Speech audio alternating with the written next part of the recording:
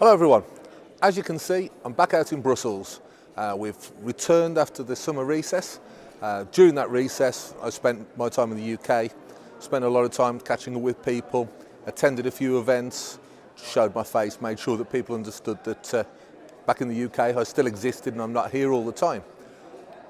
To state the bleeding obvious, the big issue that we're here for is to see through the Brexit situation. It's so confused and so unclear at the moment. I think the only thing that anyone, particularly out here, really believes is that neither side of the negotiation is telling us the whole truth. I'm almost convinced that behind the scenes a lot more has been arranged, discussed and spoken about than any of us are getting privy to. Now that doesn't mean necessarily that the outcome is going to be good for either the EU or the UK. I think when negotiations like this take place, there should be clear parameters and guidelines of what both sides want to achieve. And in fairness to the EU negotiators, and Mr Barnier, all the way along, they've made a really strong case saying that if we want to be part of anything to do with the single market or any of the perceived benefits of the EU, then we have to play by the rules that they set.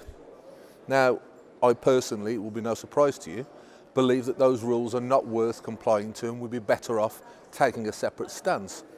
But when you have the British government going forward into negotiations, saying one thing, then changing their mind, then someone else briefing against, a complete confused mess, people resigning, checkers plans that nobody, not even the EU, like, you can see why there's been a problem with these negotiations.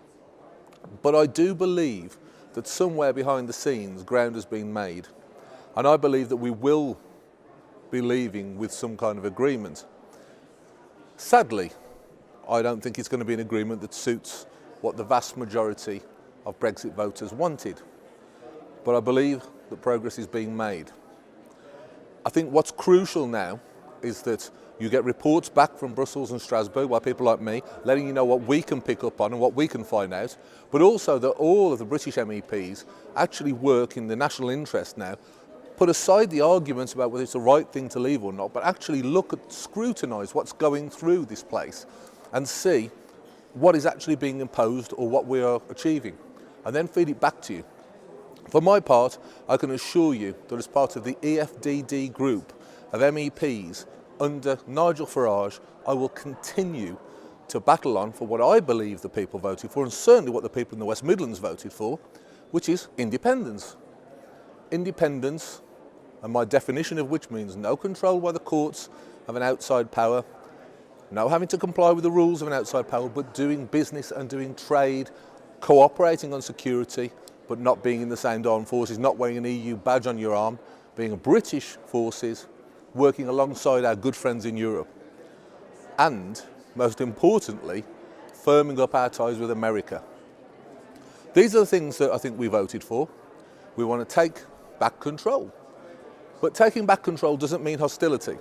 It means being a firm friend who will cooperate, work together, but make sure that the British people are put first by the British government and its elected representatives. So that's what I will continue to do. When I find things out, I'll feed them back to the British public.